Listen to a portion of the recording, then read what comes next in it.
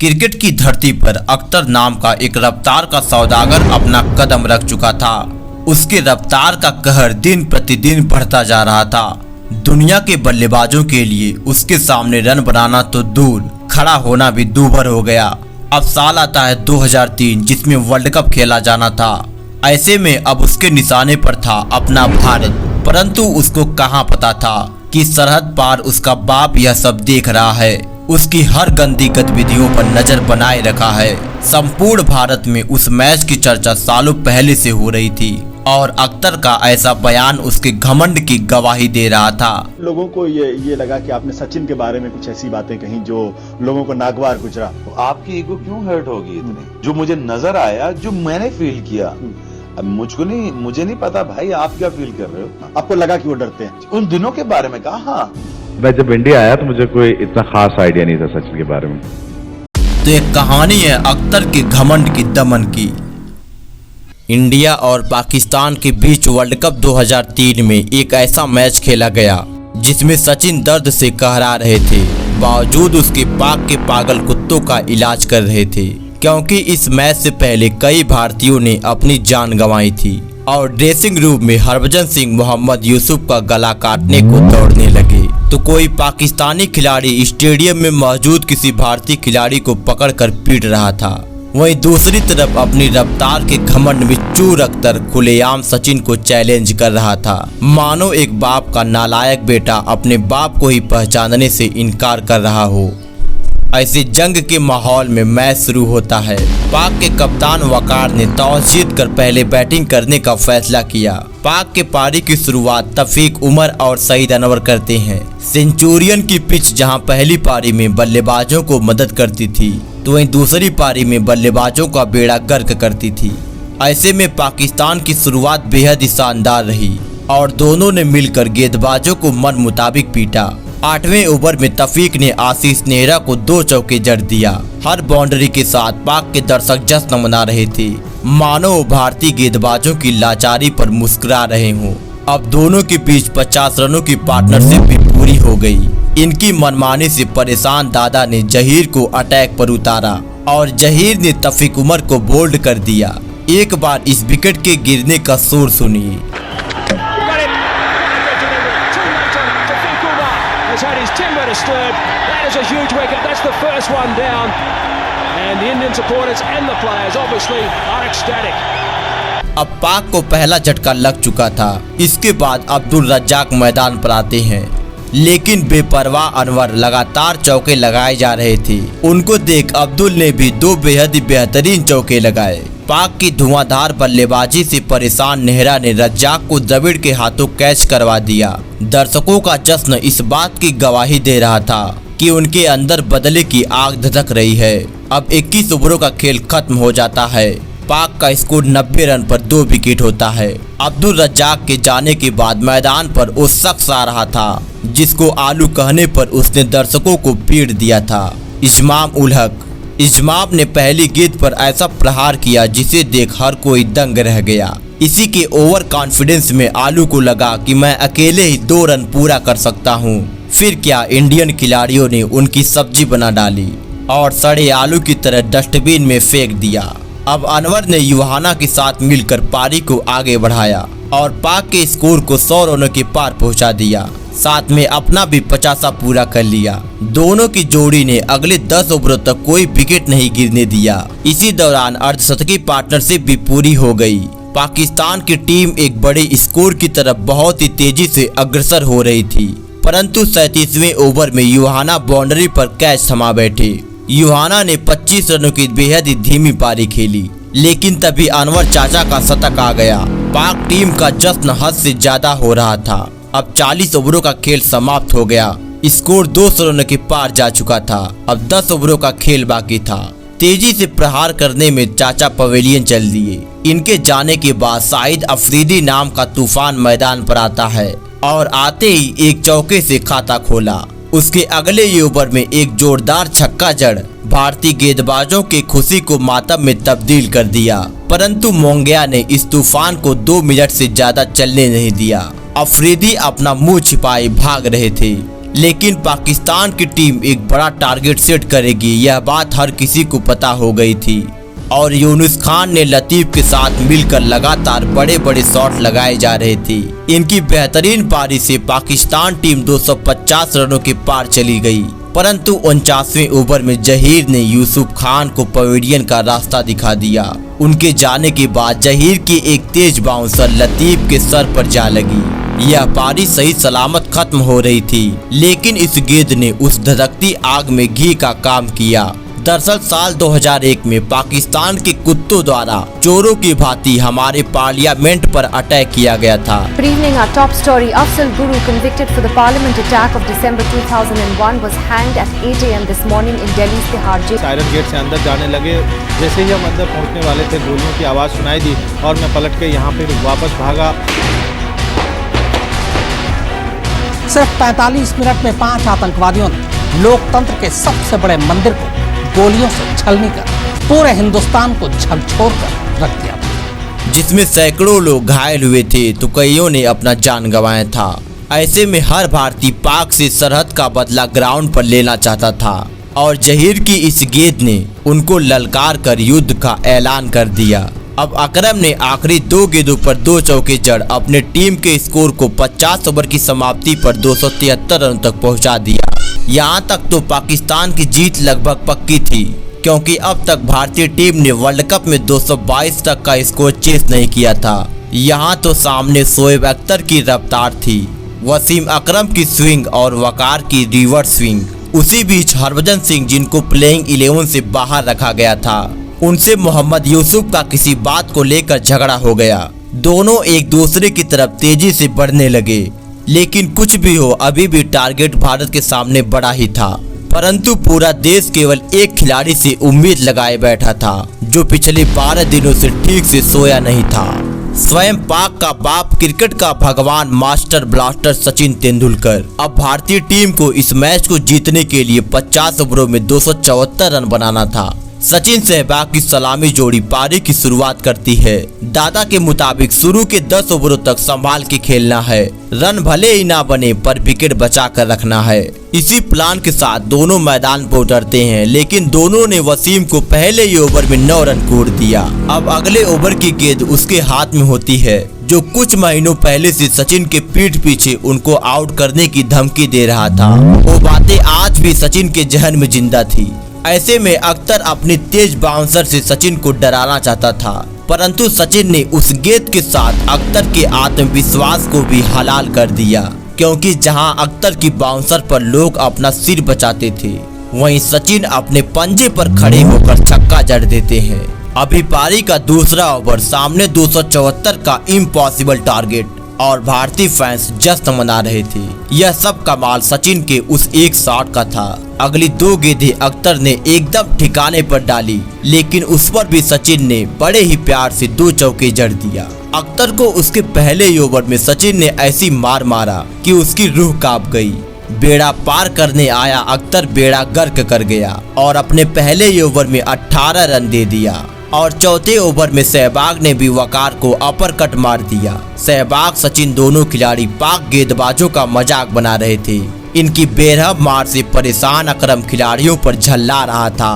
पाक खिलाड़ी अपना आपा खो रहे थे, लेकिन अभी पारी की शुरुआत ही थी, परंतु 5 ओवरों में ही 50 रन हो चुका था। उसके बाद वकार ने पाक को मैच में वापसी कराई। पहले सहवाग फिर दादा को अपना शिकार बना लिया। यहाँ वकार को लगा कि उसने मैच का रुख मोड़ दिया है, परंतु दूसरे एंड पर खड़ा पाक का बाप यह सब हरकतें देख रहा था और सचिन ने एक बार फिर से अख्तर को आड़े हाथ ले लिया।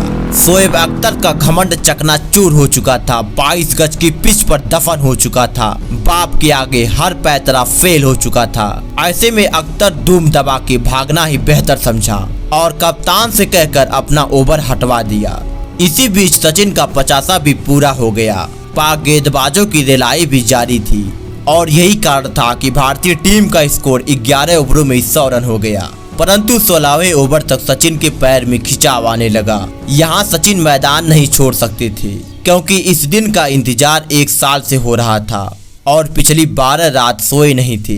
ऐसे में एक बार फिर से सचिन खड़े होकर पाक की रेलाई करना प्रारंभ करते हैं। अब 20 ओवर की समाप्ति पर स्कोर 149 रन होता है। सचिन अपने शतक के करीब होते हैं। मोहम्मद कैफ भी उनकी पिटाई में कोई कसर नहीं छोड़ रहे थे, परंतु कैफ को अफरीदी ने अपनी गेंद पर प्ले डाउन आउट करा दिया। कैफ के आउट होने से रणगति में थोड़ा ब्रेक सा लग गया, क्योंकि सचिन का दर्द भी बढ़ता जा रहा था।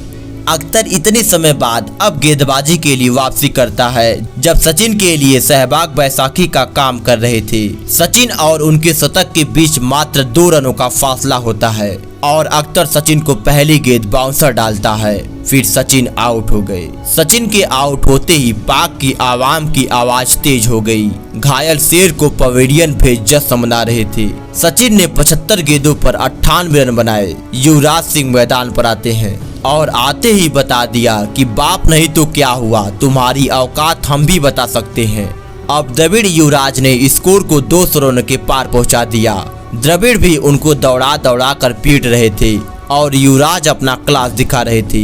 अब रनों का फासला लगातार कम होता गया। दोनों के बीच 50 रनों की पार्टनरशिप भी पूरी हो गई, परंतु अख्तर पर आज हर खिलाड़ी की नजर होती है। जो कोई भी आता घंटे की तरह उसे बजा जाता। दोनों खिलाड़ी अपने अर्धशतक के करीब होते हैं और इसी के साथ युवराज ने अपना अर्धशतक भी पूरा कर लिया। अब भारतीय टीम जीत से महज एक कदम दूर होती है और द्रविड़ के इसी चौके के साथ टीम इंडिया ने पाक को धूल चटा दिया। भारतीय टीम के लिए यह एक ऐतिहासिक जीत थी। अख्तर ने 10 ओवर में 72 रन खर्च कर दिया। भारतीय टीम ने पाकिस्तान को हराकर अपनी विजय रथ की गरिमा को बनाए रखा। सचिन तेंदुलकर शतक से तो चूक गए, परंतु अख्तर की हेकड़ी निकाल दिए। अब तक अख्तर को समझ आ गया था कि बाप से पंगा नहीं लेते हैं, क्योंकि यह मैच पाकिस्तान पारी के दूसरे ओवर में हार चुका था। क्योंकि एक तो उस छक्के ने पूरे भारतीय टीम और दर्शकों में जीतने की उम्मीद पैदा किया और उसके तुरंत बाद अख्तर का दुम दबाकर भागना पाकिस्तान का बेड़ा गर्क कर गया। तो वो 2-3 दिन तक चला सिलसिला और फिर बाद में उसने सचिन तेंदुलकर जाकर पैर पकड़े, भाई आप ऐसा कुछ मत करना, मेरा कैरियर ना खराब हो जाए। अब बारी थी इस वर्ल्ड कप के फाइनल की। भारत बनाम ऑस्ट्रेलिया। भारतीय टीम सेमीफाइनल में केन्या को बुरी तरह हराकर फाइनल में दस्तक दे चुकी थी। जिस सौरव गांगुली को वर्ल्ड कप शुरू होने से पहले फूका हुआ कारतूस बताकर दुनिया मजाक बना रही थी, उसी गांगुली ने वर्ल्ड कप में 3 शतक बनाया और 1 शतक तो सेमीफाइनल में बनाया था। अब फाइनल में वो ऑस्ट्रेलिया टीम थी जिसका एक खिलाड़ी 11 खिलाड़ियों के बराबर होता था। फाइनल मैच के लिए टॉस होता है। गांगुली ने टॉस जीतकर सबको हैरान कर पहले गेंदबाजी करने का फैसला लिया, क्योंकि मैच में बारिश होने के आसार थे। इसी आसार से गांगुली ने पहले गेंदबाजी करने का निर्णय लिया। इसी सोच के साथ भारतीय टीम फील्डिंग करने मैदान पर आती है। ऑस्ट्रेलिया की तरफ से मैथ्यू हेडन और एडम गिलक्रिस्ट पारी की शुरुआत करते हैं और देखते देखते 13वें ओवर में गिलक्रिस्ट ने अपनी 50 पूरी कर लिया। भारतीय खिलाड़ी पूरी तरह से हताश हो चुके थे और यही कारण था कि जब विकेट लेने का मौका मिला तो जहीर ने गिलक्रिस्ट का आसान सा कैच ड्रॉप कर दिया, लेकिन हरभजन की अगली गेंद पर गिलक्रिस्ट ने एक बार फिर से प्रहार करना चाहा और वो गेंद सीधा सहवाग के हाथों में चली गई। यहाँ ऑस्ट्रेलिया टीम का स्कोर 14 ओवरों में 105 रनों पर 1 विकेट होता है। अब ऑस्ट्रेलिया की दीवार में छेद हो चुका था। भारत के पास वापसी करने का सुनहरा मौका था और फिर हरभजन ने 125 के स्कोर पर हेडन का शिकार कर ऑस्ट्रेलिया को दूसरा झटका दे दिया। सभी भारतीय खिलाड़ी जश्न मना रहे थे, लेकिन किसको पता था कि यह इस पारी का आखिरी जश्न होने वाला है। उसके बाद कुछ ओवरों तक पॉन्टिंग और डेविड मार्टिन ने संभल कर बल्लेबाजी करी और देखते देखते कब इतनी तेजी से इन दोनों का अर्धशतक पूरा हो गया किसी को पता ही नहीं चला। वहीं पर पॉन्टिंग ने तो फाइनल मैच में ऐतिहासिक शतक लगाकर पूरी दुनिया को चौंका दिया। रिकी पॉन्टिंग के करियर की यह बेस्ट पारी थी। इतने दबाव भरे मैच में इतनी धमाकेदार पारी की मदद से ऑस्ट्रेलिया टीम ने 50 ओवरों में 359 रनों का पहाड़ जैसा टारगेट सेट किया। पॉन्टिंग ने 121 गेंदों पर 140 रन बनाए, तो वहीं डेविड मार्टिन ने 84 गेंदों पर 88 रनों की एक बेहतरीन पारी खेली। भारतीय खिलाड़ी शुरू से ही इस मैच में दबाव में थे कि एक्स्ट्रा के रूप में 37 रन खर्च कर दिए। एक इतिहास तो बन चुका था, अब भारतीय टीम को दूसरा इतिहास बनाना था इस वर्ल्ड कप को जीतने के लिए, लेकिन यह इतना आसान भी नहीं होने वाला था। अब भारतीय पारी की शुरुआत करने सचिन तेंदुलकर और सहवाग की जोड़ी मैदान पर आती है। सचिन तेंदुलकर ने पहले ओवर की चौथी गेंद पर मैकग्रा को चौका मार प्रशंसकों को जश्न मनाने का एक मौका दिया। सचिन ने अपने इरादे जाहिर कर दिया था, लेकिन पांचवी गेंद पर सचिन मैकग्रा की गेंद पर आउट हो गए। सचिन का आउट होना हार के दर्द को बयां कर रहा था, क्योंकि 359 का टारगेट सचिन के बिना हासिल करना नामुमकिन सा लगने लगा। और यही कारण भी था कि पारी का दूसरा चौका चौथे ओवर में सहवाग के बल्ले से निकला, लेकिन पिछले मैच में शतक लगाकर आए गांगुली ने भी चौका जड़ दिया। उसके बाद सहवाग ने मैकग्रा को एक करारा चौका मार भारत की उम्मीदों को जिंदा कर दिया और देखकर ऐसा लग रहा था कि अब सब कुछ मुमकिन हो सकता है। लेकिन फिर 10वें ओवर में सौरव गांगुली का आउट होना भारतीय टीम की हार भी तय कर दिया। कंगारुओं का जश्न भी इसी बात की गवाही दे रहा था। उसके बाद मोहम्मद कैफ भी मैकग्रा की गेंद पर विकेटकीपर को कैच थमा पवेलियन चल दिए, लेकिन सहवाग तो अपने अंदाज में ही बल्लेबाजी कर रहे थे और अब सहवाग की 50 भी पूरी हो चुकी थी। भारतीय टीम का स्कोर 17 ओवरों में 103 रनों पर 3 विकेट था।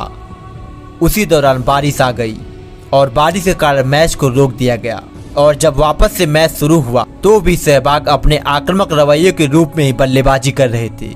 वीरेंद्र सहवाग इकलौती ऐसी उम्मीद थे जो इस मैच का रुख मोड़ने का दम रखते थे, लेकिन आज काला दिन भारतीय इतिहास से जुड़ने को बेताब था और अनफॉर्चुनेटली सहवाग भी रन आउट हो जाते हैं। सहवाग ने 84 रनों की एक बेजोड़ पारी खेली, लेकिन कोई भी दूसरा बल्लेबाज उनका साथ नहीं दिया और करोड़ों भारतीय लोगों की उम्मीदें भी 22 गज की पिच पर इसी विकेट के साथ दफन हो गई। उसके बाद देखते ही देखते भारतीय टीम का एक एक विकेट गिरता जा रहा था। द्रविड़, युवराज, हरभजन का प्रयास केवल हार के अंतर को कम कर सकता था, लेकिन मैच को जिता नहीं सकता था। 35 ओवरों में 209 रन बनाकर भारतीय टीम अपना 7 विकेट गंवा देती है और फिर उसके बाद पूरी भारतीय टीम 234 रनों पर ऑल आउट हो गई। लेकिन पूरी दुनिया ने भारतीय टीम की जमकर तारीफ की, क्योंकि जिस भारतीय टीम से किसी को कोई उम्मीद नहीं थी उस भारतीय टीम ने फाइनल खेला। सचिन तेंदुलकर ने इस टूर्नामेंट में सबसे ज्यादा रन बनाए, परंतु टीम इंडिया ने साल 2024 में T20 वर्ल्ड कप का फाइनल जीतकर एक इतिहास रच दिया और एक बार फिर से भारतीय फैंस को जश्न मनाने का मौका दिया।